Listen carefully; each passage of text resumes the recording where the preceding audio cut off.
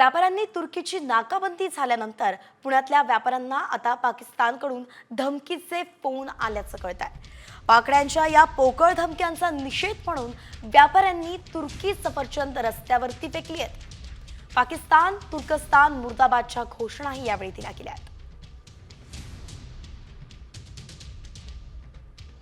आपण पाहतोय पुण्यामध्ये आता सध्या व्यापाऱ्यांना धमक्या दिल्या जात आहेत आणि धमकीचे सगळे फोन जे आहेत ते पाकिस्तानमधून येताना दिसत आहे। तुर्कस्तानने पाकिस्तानला पाठिंबा दिला आणि त्यानंतर भारतीय व्यापाऱ्यांनी मोठा निर्णय घेतला होता। तुर्कस्तान सोबत जे व्यापार आहे ते त्यांनी थांबवले होते आणि त्यानंतरचे परिणाम आपण पाहतोय।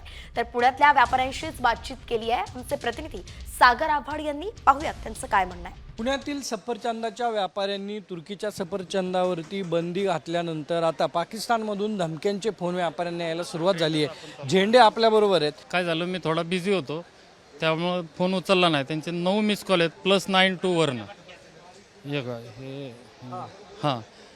तर त्याच्यानंतर त्यांनी व्हॉइस रेकॉर्ड पाठवली की म्हणजे तुम्ही पाकिस्तानला काय करू शकत नाही, टर्कीला काय करू शकत नाही आणि आमच्याबरोबर भरपूर कंट्री आहेत, तर तुम्ही काय करू शकत नाही असं त्यांचं आलं। नंतर त्यांचे 9/13 7 मिस कॉल आहेत, त्यांचे मिस कॉल येऊन गेलेत आणि नंतर रेकॉर्डिंग पाठवलं।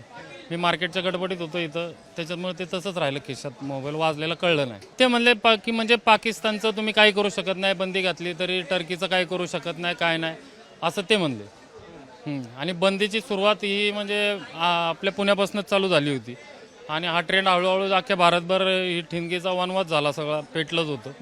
आणि त्याच्यातनं आज सकाळीच मला असं म्हणजे सकाळपासून काहीच नव्हतं, आता 9/13 त्यांचे मिस कॉल यायला सुरुवात झाली। कॅमेरामन किरण कादळसह सागर साम टीव्ही।